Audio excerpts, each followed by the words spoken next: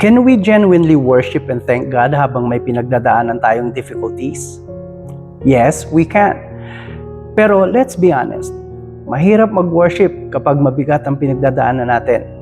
Mahirap magpasalamat kapag may problema sa family, sa finances, sa work, or sa future. Minsan ang prayer natin, Lord, bakit ganito? And that's okay. God can handle our honest hearts. Look at Job.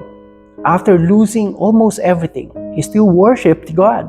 Sabi niya, the Lord gave and the Lord has taken away. Blessed be the name of the Lord. Job 1:21. Hindi ibig sabihin na masaya si Job sa nangyari. He was hurting, he was grieving, pero kahit hindi niya maintindihan ang nangyayari, he still chose to honor God. Even Paul and Silas, they were beaten and thrown into prison. Nakakadena sila. They were hurting. Pero around midnight, sabi sa Acts 16:25, they prayed and sang hymns to God. Isipin mo yun, hindi sila umawit dahil maganda ang situation nila. They worshipped because God was still worthy. Sometimes, worship means saying, Lord, hindi ko gets ang nangyayari, but I still trust you.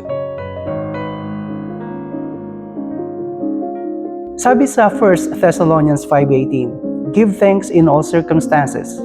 Notice, the Bible says in all circumstances, not necessarily for all circumstances. Hindi natin kailangang ipagpasalamat ang pain. Hindi natin kailangang sabihin na, thank you Lord sa problema. But we can say, Lord, thank you because you are with me even in this problem. We can still thank God for His presence, His faithfulness, His grace, and His promises.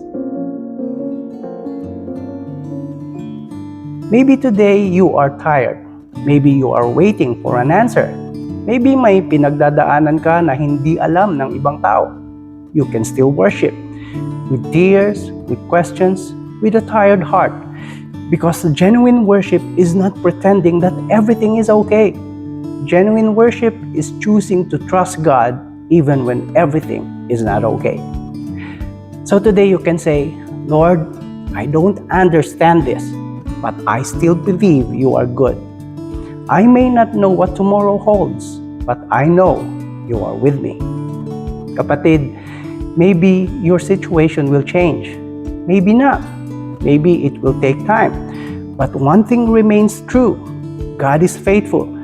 Kaya kahit mahirap ang sitwasyon mo ngayon, keep praying, keep trusting, and keep worshiping.